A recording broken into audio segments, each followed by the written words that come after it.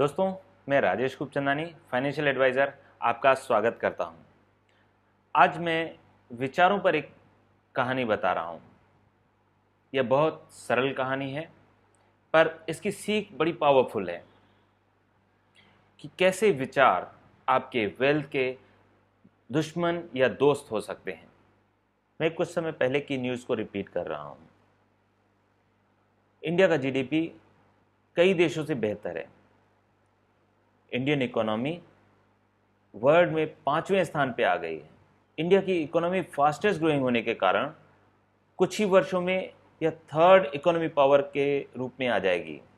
यह स्टोरी यहाँ रह रहे दो फ्रेंड्स की है जो साथ ही पढ़े, साथ ही उनकी जॉब लगी, वो भी सेम कंपनी में और सेम वेतन पर।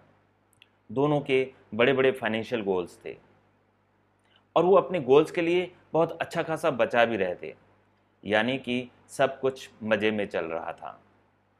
एक दिन अचानक उन्होंने कोरोना वायरस के बारे में सुना, जो कि चीन से शुरू होकर के पूरे विश्व में फैल गया। सब जगह शोर मचा हुआ था, बीमारों की संख्या लगातार बढ़ रही थी। पूरा विश्व एकजुट होकर के उसकी वैक्सीन को खोज रहा था, पर कहीं भी उसकी वैक्सीन बन नहीं पा रही थी। इस बीमारी में कंपाउंडिंग की शक्ति है। पावर ऑफ कंपाउंडिंग को समझने के लिए मैंने एक शतरंज का बोर्ड लिया हुआ है। इसमें कुल 64 खाने हैं। अगर पहले खाने में चावल का एक दाना रखते हैं और फिर उसे दुगना करते चले जाते हैं तो 10वें खाने तक आते आते इसकी संख्या 512 होती है और 20वें खाने तक आते आते चावल के दानों की संख्या 5,24,288 हो जाती है। और धीरे धीरे इसी संख्या को आगे बढ़ाते हुए जब हम 32वें खाने तक पहुंचते हैं तो यह संख्या 214,74,83,648 हो जाती है। आगे का कैलकुलेशन आप कर लीजिएगा।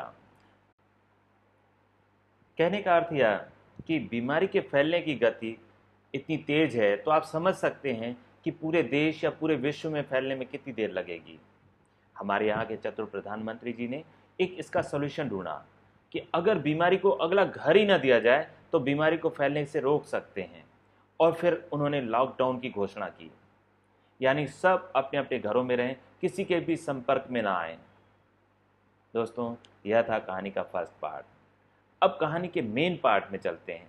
उन दोनों दोस्तों के पास जिनके नाम रमेश और सुरेश हैं, जानते हैं उनके मन में क्या चल रहा है। रमेश के विचार, सब कुछ ठप हो गया है, मैं घर में ही अटक गया हूँ। हमारे देश से एफआईआई ने पैसे निकाल लिए हैं, जिससे हमारी बचत की गई राशि को बहुत कम हो गई है, ये नुकसान हो गया है और ब्याज की कीमतें तो लगातार घटती जा रही हैं। अब इन सबको सरकार कैसे नियंत्रित करेगी? हो सकता है कि हमारी इकोनॉमी को खतरा हो। हमें अपनी बचत के सारे पैसे निकाल लेने चाहिए। वह दिन भर न्यूज़ सुनता, कोरोना संबंधित सारी जानकारियां इकट्ठी करता और कभी कभी तो बड़बड़ाता, हे भगवान, पहले ही यहाँ पे क्या धूल मिट्टी मच्छर कम थे जो कोरोना को भी भेज दिया। अब सुरेश के विचार जानते हैं। सुरेश के मन में एक विचार आया कि जब हमने कैंसर, टीबी और पोलियो, एचआईवी ऐसे गंभीर बीमारियों पर विजय पा ली है तो देर सवेर हम कोरोना पर भी विजय पा लेंगे। ऐसा विचार आते ही उसे उम्मीद की एक किरण जागी और चेहरे पर मुस्कान आ गई। उसने सारे कोरोना फाइटर्स को थैंक्स कहा, डॉक्टर्स को, वैज्ञानिकों को, पुलिस को, यहाँ तक कि उन सब को जो इस संकट की घड़ी में आवश्यक वस्तुएं प्रदान कर रहे थे, उन सभी को शुभकामनाएं प्रदान की।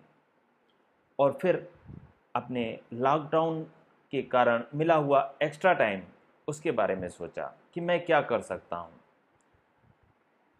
पहला काम उसने सोचा कि मैं अपनी बचत और बीमा संबंधित सारे रिकॉर्ड्स को नोट कर सकता हूँ, फिर उन्हें अपने फाइनेंशियल गोल के साथ मैप कर सकता हूँ, और वर्तमान में मेरा एसेट एलोकेशन बिगड़ गया है उसे रीबैलेंस कर सकता हूँ।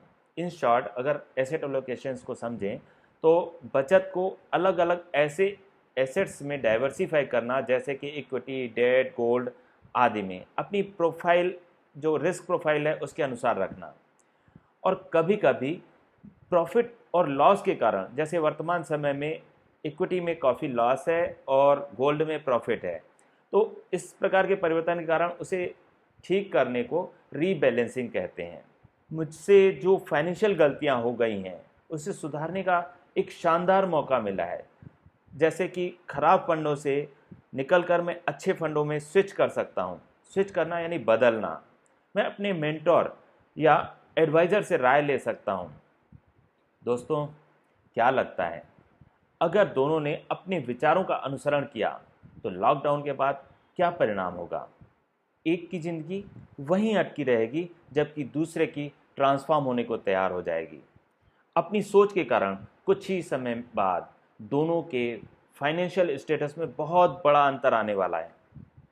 हो सकता है एक को अपने सपने छोटे करने पड़े और दूसरा अपने सपनों को बड़ा कर ले। किसी ने सच ही कहा है कि सीढ़ियाँ वही होती हैं, बस किसी के लिए वो नीचे जाती हैं और किसी के लिए ऊपर।